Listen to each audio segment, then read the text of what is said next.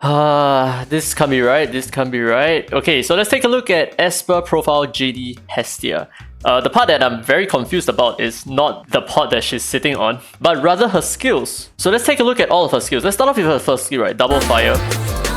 The first problem is it says double fire but only hits one time, so major sedge. Alright, so now let's take a look at the second skill here, right? So a couple of things. Okay, so Simmer Flame dispels all debuffs from herself, gains Chef's Zest if Ginny has 3 stacks of intense heat. Otherwise gains 1 stack of intense heat. Ginny gains 1 stack at the start of combat. You can clearly see that she does not have it at the start of combat. And from what I understand, intense heat doesn't actually disappear as well. So then how the heck does she not start off with it? Okay, fine. It's probably like a testing phase Ginny, right? This is not like the final product, but I just want to point out how flawed this showcase is. But that is not all.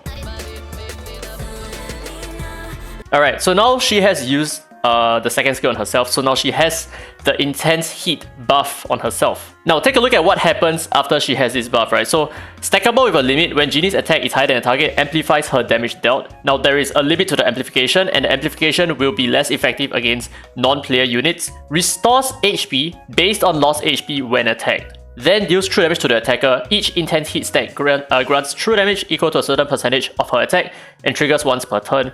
Blah blah blah. The point that I want to make is restores HP based on HP lost when attacked, and then you also deal true damage to the attacker.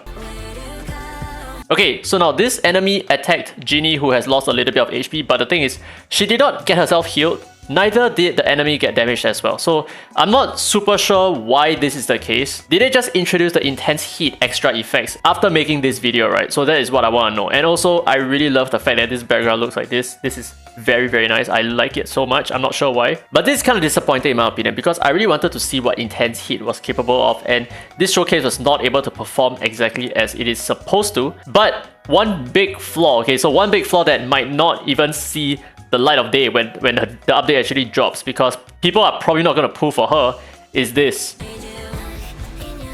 Did you see that? Oh my goodness, let me just backtrack a little bit.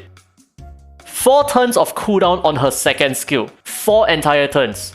So all her second skill does, and all it really does, is to just dispel all debuffs on herself, which is not such a big deal, and to give her 1 extra stack of intense heat. So in order for you to have 3 stacks of intense heat, you need to start the fight with 1 stack, right? And then you need to use the skill 1 time, and then you need to wait 4 turns. Okay, if you max this skill, it's probably going to go down to 3 turns, probably. So you have to wait in total of 4 turns, including the first turn that you took, in order for you to have 3 stacks. And afterwards, that is how you can get the Chef's Zest buff afterwards. And what exactly does Chef's Zest do? Increases attack and a chance to counter attack. Expires after launching a counter. That's it. That's all you stack it 3 times, and then all you really do is to just counter attack after receiving an attack. Now, obviously, we are hoping that this increase in her attack is going to be very substantial. It's going to be like, I don't know, maybe 100% minimally, so that really packs a huge punch. If not, using her second skill so many times is probably not going to achieve anything at all. So it's going to be quite important for her to be R6, because when she has R6, by using her third skill itself, she's going to automatically gain 1 stack of intense heat at the same time. So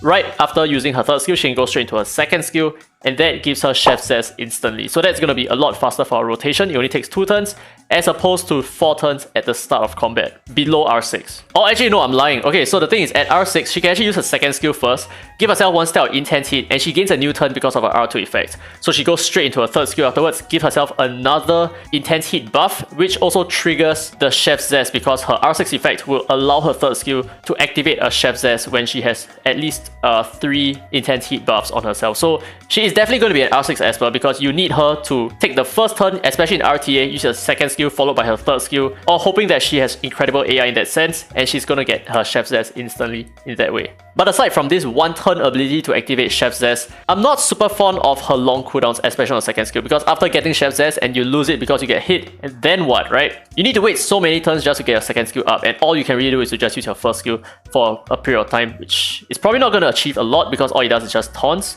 and he taunts for 1 turn, so I'm not sure.